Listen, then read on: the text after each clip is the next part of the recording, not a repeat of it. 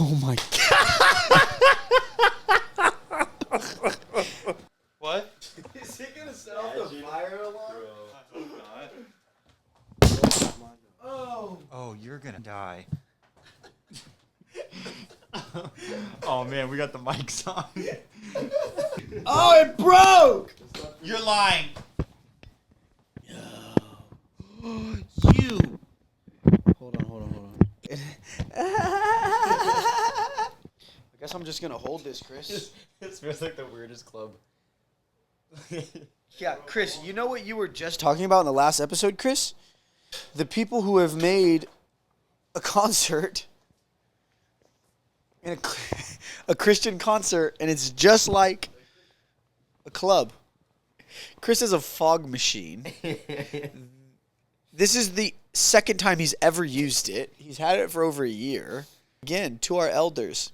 And I've seen a lot of people that, when I said elders, I said 40-year-olds, 50-year-olds. And the 40, 50-year-olds didn't like that I called them elders. So I'm sorry. I'm going to classify the elders as those that have just entered into society's golden age of retirement, 65 and up. I can't even see the camera. Yeah. I don't even know if the camera can see us. Hold on, let me see. All right, you better make this short. I'm saying you've only been here for 2 weeks, and I already need a break. I'm just kidding. It wasn't you. See, I think God sent Chris around America just to give us a break from him. I think that's actually what happened. I'm on tour. Oh my God. I told them you've had this for over a year, and this is your second time using it. You just so happened to use it today. Welcome to Hillsong. I hope they can see us. Okay, 90. Yeah, bro.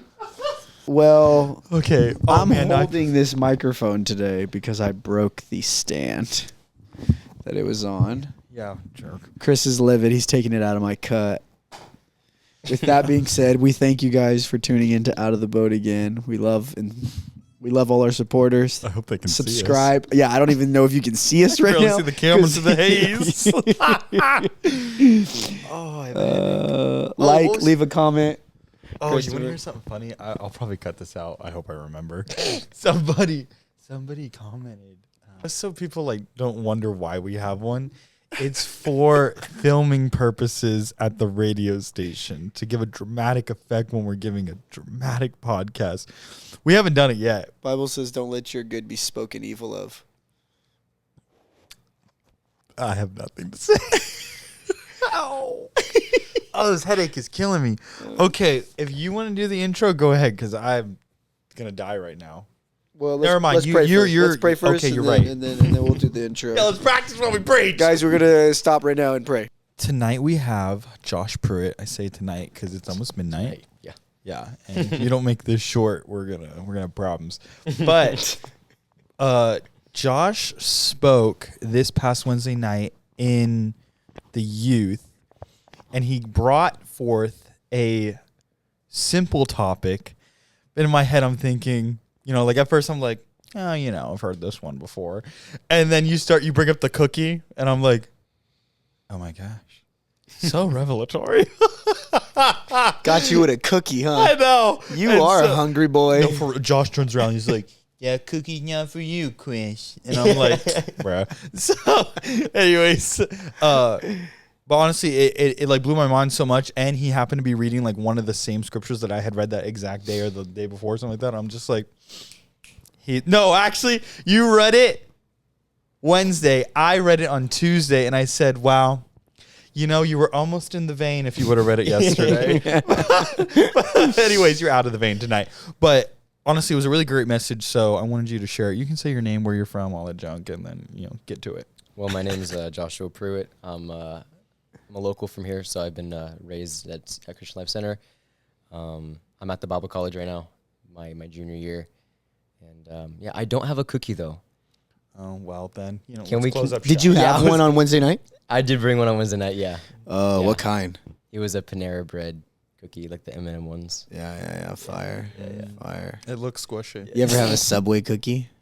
I've never had it. No. When they're good. When they're good, When yeah. they're good, They're yes. pretty good. What about Costco? Costco changed from like... I don't know. You don't like the Costco one, really? I like them, but they put way too many chocolate chunks. I'm eating a Hey. Hershey bar when I grab it. Hey. There's way too many in there. I want a little bit more of the dough. I hope someone can agree with me. But anyways, Chris likes that. Chris likes the flour. I do.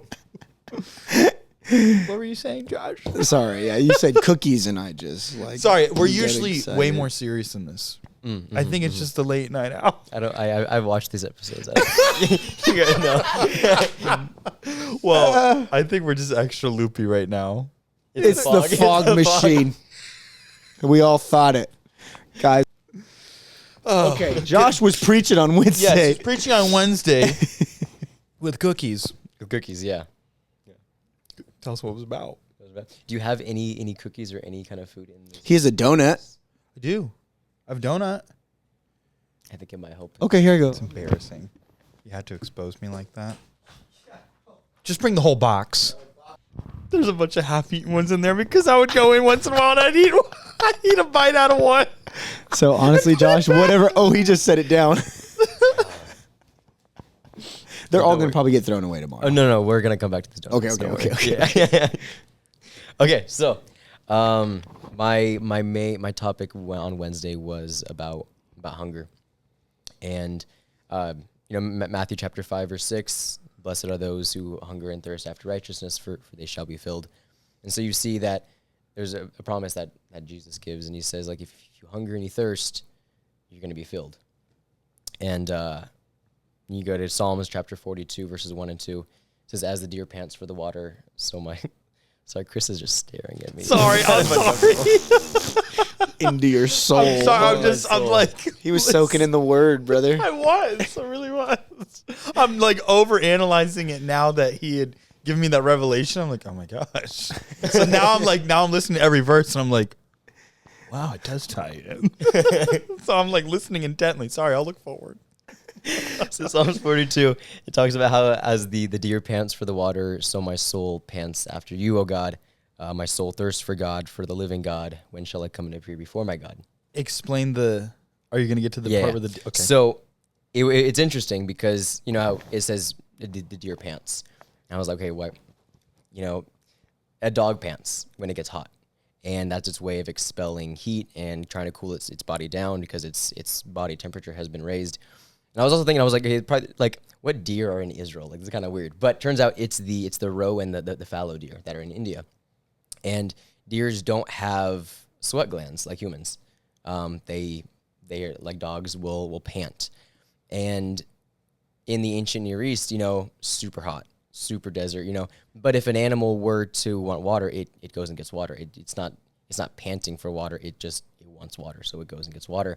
However, I was looking it up, and it says when a deer is panting for water, it's almost always because of a situation that happened where it's in dire need of water. It's usually running away from something. This deer often has been chased by something, and so it's not just a desire that the deer is like, I'm really thirsty right now. It's like, if I don't get water, I will die. And so the Crux. Never mind. I'm on a different wavelength. Go on. I don't know what you're on. But the idea here that it's trying to convey is that this deer isn't just like thirsty for it, but it really is. It's a requirement for survival for this deer. And the psalmist uses it to describe our relationship with God, where it's not just like a hobby or like a side thing. It's not just an interest for the person, but it's a desire. It's like, if I don't get this water, I will die. And it was crazy. And it's that we have to get to the place in our walk with God where we desire God so much. It's not just like a side thing, Yeah. How do you get to that desire? How do you get desire? I'm gonna tell you. Okay, sorry. Getting ahead of it. No. Okay, so when you're hungry, I can bet you when Chris is hungry, he is A diva? Not That's a what fun you were gonna person to be around. You're fired. But Ronnie, when you're hungry, you get hangry. You know, I like get angry, I yeah. do. I mean, bro, like, You're proving my point right now. Okay, Josh. Chris, do you need a donut right now? Can you hurry up and get to the example? I will get to this. So, you know, if you take away food from somebody for like 2 to 3 months, they die. You take away food and water from somebody in like a week, they're dead. You know, people do things when they're to that point of hunger that they normally wouldn't do. You know, you see like people stealing food. It's not, you know, typical, but if you're hungry enough, you're going to go and you're going to steal food. Dumpster diving, you know, it's not, you know, wake up, I'm going to go dumpster dive, you know. It's like you have to be driven to a point of going to dumpster dive. And then I'm sorry. When you said that on Wednesday, who of you have been dumpster or something like that? I wanted to raise my hand, but I was really like, you know, I didn't want to embarrass myself. But have you been dumpster diving? I have. Well, I'm ashamed to say more than once, but the one time I really remember is I took my retainer off and I put it, clearly I've been wearing it, got stolen in San Francisco, but I put it in a napkin in McDonald's in South Florida, and I put the napkin inside the fry thing when I was done, threw it away. Tough. And so I was like, where is it? So me and my grandparents were like, well, it has to be here somewhere. We had to drive back to the McDonald's. It was down the street. They said, did you guys already empty the trash? Oh, we just took it out. If you had called 3 seconds ago. And I'm like, you're lying. So me and my grandparents were climbing in the dumpster. My grandpa's off the side. Me and my throwing the bags down to my grandma. She goes, oh, and so we're taking them, and she's ripping them open. I'm ripping them open. We're going through everything. We finally found it in a napkin. Oh, you found it. Oh, yeah, we found it. It was Yeah. worth it. I've had that sucker for years until a guy smashed my window in San Francisco and stole my backpack. Now it's gone. That Jim stole the retainer. He's like, I don't want that. Yeah, no, for real. That's all he got out of the backpack. All there was in there and some tracks. But other than that, yeah, no. That was my dumpster diving. Sorry, go on. It's funny. I had the same situation happen at Chili's, but like the other way around, where like someone lost their retainer. Yeah. What do you mean the other way around? He was Like, the I employee was the that you employee, called. yeah. My manager had a dumpster dive to get it. Yeah. Oh, Yeah, at it least was the crazy. employees did it. Yeah, you know, the guy threatened to like go back and do it himself, and we're like, you can't do that, sir. Oh, McDonald's was like, sure, here. They opened the door and they said, go for it. Florida's different. Yeah, go on. Man, they threw away all kinds of stuff. I mean, there was gone. Sorry. Yeah. Anyway, so you dumpster dive.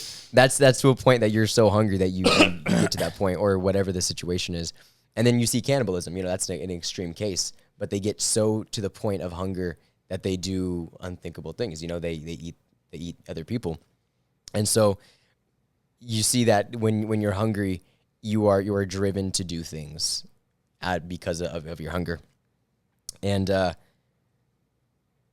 think I remember Sister Haney literally, she tells a story like this. Oh my gosh. She told it in chapel last semester when she spoke. She's talking about when people get so desperate, and I think this was on the mountain climb or something like that, or there was some kind of big storm where it was like freezing or anything, and it got down to like where there was only a few of them left and the people were dying, and the way to survive is they had to resort to cannibalism because they were so hungry. yeah. Wild. Sorry, go on. Those the cannibalism cases are really like interesting to look at. It's crazy. Yeah, I would never look at them. But No, yeah, not look at them. But like. think about Anyway, so okay, let me make it to the food. Okay. I know Chris has been dying. Yeah. Okay, so you know, you get to the place where you don't care what other people think of you. You don't care what others around you say, because you're so hungry for something, you know? And so, Chris, I want you... That's not appetizing. Okay. Different one. You pick the donut that you want. I knew he was gonna grab one. I didn't. I like the chocolate. It was the with only nuts. full donut. Ew, that's disgusting. Here, why don't you grab There's a one? box Yeah. full of half-eaten Chris. You get crumbs over. Use this twist that I half ate. I'm really hungry right now. Homie, he didn't give the example yet, and you're already eating. He is just so hungry. Wow. It's okay. Okay. At least I wait. Yeah. Okay, so Chris, I want you to imagine that you are someone who was actually hungry for God. Kidding. Oh my gosh, you're such a jerk. That took me a minute. I'm like, what? Yeah, you thought that was funny, huh? I did. I really did. So did John, Ronnie. So do you want me to? That boy just So- smacked you. Interesting. So you'd be like, God, I'm so hungry for you. Just be like, God, I'm so hungry for you. God, I'm so hungry for you. All right, and so imagine I'm God. I'm like, all right, here you go. Here's a box full of donuts. Okay. And you're like, God, I'm so hungry for you. Oh, okay. God, I'm so hungry for you. There's your donuts right there. God, I'm so hungry for you. Oh, okay, but I gave you the donuts right there. God, I'm hungry for you. In the box right there, there's your donuts. I gave them to you. God, I'm hungry for you. You see, hunger alone isn't enough to get us filled, but it's the hunger that drives us into action. And God's not going to grab the donut and force it down your throat. And so you can eat the donut now, Chris. See, the hunger alone isn't enough to get us full. It's what drives us. If the hunger doesn't push us into action, then the hunger alone isn't enough. Is there, because I was thinking about this today, because I always pray for hunger. Mm-hmm. There's a lot of times, for example, I'm hungry. I prayed. You gave me the box. God gave me the box. And I keep saying I'm hungry, but I'm not eating the donut. Mm-hmm. I keep praying, like we just did. I keep praying, God, give me a hunger. He puts it in front of me. God, give me a hunger. Is there a level of, let's say, God gives Ronnie 10% hunger, but he doesn't act on it? Does God need to, do we need an overwhelming amount of hunger before we act on it? Or what do we need to do to make that step? Because we're so complacent in our ways and stuck in our cycle of flesh. Does that make sense?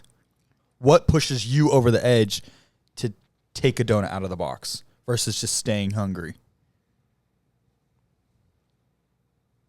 Because I want the donut. What? No. Do you think part of it is being full with other stuff? Let's pretend I'm praying for hunger, but I'm filling myself on other types of media. So that way, I'm still praying for hunger, but I'm already full on something else. So I don't care to take the donut. I'm not going to lie. You handed me this box of donuts. I'm really not hungry right now.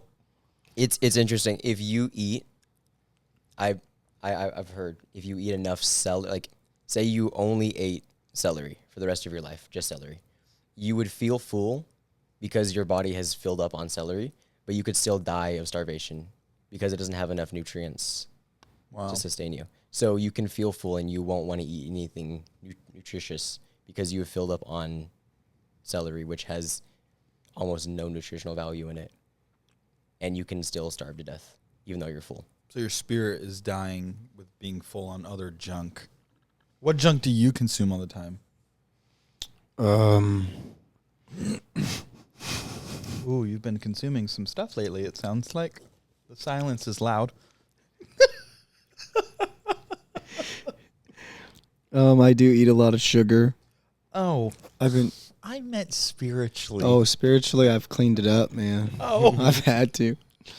I've been eating a lot of sugar. What? No, I was talking about spiritually. Yeah, no, you know what? Actually, in recent couple weeks, I've clamped down. But some things that I would fill myself up with is I'll listen to a lot of podcasts on finances, microeconomics, some cryptocurrency stuff, some investment stuff. Whereas these things aren't necessarily bad, but they are coming from carnal men and women that probably aren't filled with the Holy Ghost. Whereas I am getting, vital information, but it's like going into a restaurant and listening to music that's being played in the restaurant or the department store. Like You start dancing? you, no, I don't. Oh. I'm white, Chris. White people can't dance. I'm just kidding. Speak for yourself. But or it's like you can't control everything you see, right? You can't control every billboard, every display of marketing and graphic design that is engulfed our world. It's everywhere. We've talked about this before. And so it's like we're in the soup of a sinful world. Like you're in the soup. The soup's gonna affect you. That's why you're going for another donut. I'm shaking off the crumbs that are on my fingers. And so even if you are the holiest of men or of women, like you're gonna get some dirt on you from living in the world and having this sin nature. That's why God's given us this amazing ability to repent, ask for forgiveness. So, is it dumb to say, would your remedy to acting on that hunger and taking that step to, all right, eat the donut, to starve yourself of the other things you're feeding on? I'm assuming that's what would hinder you from eating. Because I pray for hunger all the time, but there's a lot of times the hunger's put in, the spiritual food is put in front of me, and I just, let me go to the McDonald's. You know what I mean? Mm-hmm. Would that be like, what made you take the leap? Yeah. Into the deep of hunger, because I know I've walked into the, never mind. Yeah, I've walked into Wesleyan a couple times. I'm like, Ryan. Josh. His name is Josh, Chris. His brother's name is Ryan. Ryan was my roommate. I'm sorry. Josh? I'm so sorry. No. But there's many times I walk in there, I was like, oh, Josh is here. Come in like 7 hours later, oh, Josh is here again. Come here tomorrow morning, Josh is here again. Somebody got a hold of the hunger box. I just fell asleep for a very long time. No, there was one time I walked in. I'm in the balcony. This is Josh. For a straight hour. That boy was at Bedside Baptist was done. with Pastor Pillow. I call it resting in his presence. Okay. Oh, I do that often. I would go to 5 a.m., go right up to the balcony inside the pew, and gone. Hopefully this doesn't ruin any of your other future points, but to kind of touch on your question, like, what is hunger? Hunger is it's a signal in our bodies that something is missing, that you're deficient in something, that the actual sensation of hunger is uncomfortable. And it's like, I need to get something in me. Your stomach is growling. You start to get angry, right? Your emotions get affected. Your head gets a little cloudy. So this asking, what does it say? It says, blessed are they that hunger and thirst. So there's a blessing that comes from this uncomfortable thing called hungering. It's showing that there's a deficiency in us, and it should cause us, like he was talking about earlier, it should cause us to act, and it'll cause you to act in one way or another. Fill yourself up with media, fill yourself up with this conversation, fill yourself up with this podcast, fill yourself up with this hobby and hanging out with groups of friends. And I'm not saying this stuff is bad. I'm just saying this stuff can fill you up when you do have a hunger to have a relationship with God. Sometimes it comes out in us having a relationship with a guy or girl, or, wanting to just simply talk with someone when God's knocking on your heart to talk with him. What are you two giggling about? We're not going to get through this podcast. So what flipped the switch for you? I'm sorry. All I felt was this little finger touching my pinky. I'm like, maybe that's just his Bible. And I'm still looking at you. Maybe it was a mistake. All of a sudden, I feel the pinky touching me again. I'm thinking, is he doing that on purpose? Let me finish my thought. When you're hungry for something, it's uncomfortable. And so you do something to fill you up. And it should be go to prayer, read the word, fast, get closer to God. Yes. So what flipped that switch? I don't know if it answers your question, but one thing that Pastor Lopez has talked about a lot is like, you know, when you start out praying, oftentimes you don't want to pray. You know, when you start out doing these things, you don't want to. The more you do it, the more the desire for something grows in you. The more you do it, and I think that absolutely is the same for prayer. You know, when I started out praying, I started out doing just everything that comes with trying to follow after God. You know, like when you start out, you're not really, it's more just like all right, building the habits. And then after that, then it's, you see, you get a taste of God, and you're like, this is something that I want more of. Mm-hmm. And then it's something you can't ever go back on, because you're like, I have to keep going, you know? And Were you at camp last year? I was. And were you, I'm assuming, yeah, you were at camp this year. Literally after camp last year, I was like, after I learned that there was such a deep depth, deeper than I knew, like you said, once you experience that, you can't go back. Now I try to aim for that. Yeah. I mean, that was like, we were touching the heavens. I've barely, gotten near there, but it changed my life, honestly, forever in prayer. Mm-hmm. And I feel like until you reach that pushing point, your hunger isn't too, crucify me, I don't know. Your hunger isn't too great unless you experience something like, am I wrong for saying that? You know what I'm saying? Yeah, there's levels. Okay. There's levels. It's like I can't crave sushi if I've never had sushi before. You know? I feel like God will like give us a piece, like here's some sushi, try it, you know? Now I want more sushi. Now, you know, and it drives you into like, now I want a full roll, you know? Now I want the all-you-can-eat buffet of sushi. Now I want to pray overnight, all night. Wow. Interesting. We should do that. Pray all night? Right now? We do it right now? Let's pick another night. How hungry are you? Are you not hungry, Ronnie? It's 12:03 right now. It's 12:03 right now. Chris dragged me here. Okay, keep going. Well, that was my thought. Oh, that was Got okay. you. So what does the scripture say? Let's finish the scripture. Blessed are they that hunger and thirst for righteousness. Ready for the mind bomb? Righteousness just means doing the right thing. What's doing the right thing?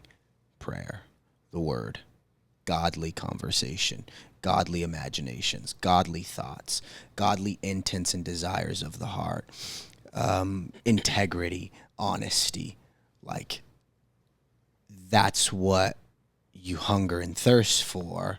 And as you do those things, because I love this topic, I've asked God, bless me with a greater hunger. Bless me with a more intense hunger for the right things. And it's so cool because every time I go into prayer, I find him answering that prayer, answering that request, because I'm here and I'm like, wow, I feel a greater desire to be here and to talk to you and to get alone with you. We see intense hunger in Jacob, where he prayed all night. And it got to a point to where God came down and was wrestling him, and his hip got popped out of joint, and Jacob intensified. How do you get more intense after praying all night? And then after praying all night, a supernatural being gives you a disadvantage to your physical body. I literally and would feel then you like intensify. You're punishing me for trying to go deeper. But he said, I I'm give not going to up. let you go till you bless me. Oh, yeah, no, I'm not. So gonna this give up. was a unnatural hunger.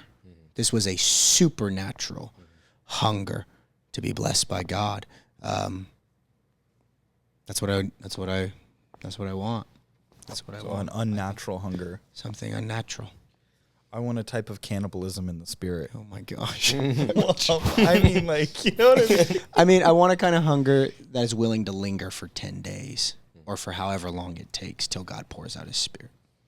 But it's uncomfortable, right? Like, why did 374? I can't do math. Why did 370 of them leave? They probably had life. They probably had kids and businesses and work and houses to manage and take care of. They But weren't 120. But 120 stayed. You know? I appreciate your thought that just blew my mind the other day. I'm just staring at the cookie and not eating it, even though you're asking for hunger. Yeah. So what would you say biting the cookie is? Ooh, it's a good one. You're welcome. You still want to fire me? Not yet, maybe. What would you say biting the cookie is, Josh? God, I'm hungry. I gave it. Here it is. Here you go. I mean, I would say it's taking that step to pursue after more, you know, even if, like I said, like the more you pray, the more you want to pray, you know, you don't start out wanting it, you know, so it's taking that first bite, you know, it's actually making, it's taking good action on your part. Would it be like, let's say I go to prayer for 30 minutes a day, every day, and God, I'll pray for more hunger, but you decide, all right, I'm going to stay 40 minutes today. Would that would be like a form of taking a bite of going into deeper hunger. I would say so. I would say it's going past what you normally do. normally do. Man, even though when you're tired, you got some good questions coming out. Honestly, I've felt a good flow in all this from all of us. Oh. Well, you know. Instant in season. Sorry. I still have my Chili's uniform on underneath this. No, you don't. You came from Sacramento. You came from Chili's. I was here meditating. That boy was sleeping. We appreciate you being here. I appreciate the invite. What's his name, Chris? Who? Ryan. I'm kidding, Josh. Now God forgive Chris. You're a jerk. Oh, my head is. You have so much potential stuff to edit in the beginning of this. Oh yeah. Like you have to listen through it. You can't just. Like, why? What did you guys say when I was gone? Okay, so the finger thing. So I'm sitting here. Oh my gosh, look. I'm sitting here, and you see this little seam here? I have my hand, and I was like kind of like following it along, okay? Yeah. And then I get to this part here, I'm like, this feels kind of weird. And I'm like, and then I'm like, this is kind of squishy. And I look down, and it's his finger. He's looking at me. I'm like, oh my goodness. Because he did it once, and I'm looking at you, and I'm like, oh, he definitely did that by mistake. And then he starts squishing it, and I'm thinking, what is he doing? And I look over. Well, because I'm looking at you as this is going on, because I'm like invested in the conversation. And my hands are just like, you know? People are going to look over, and he's squishing my pinky.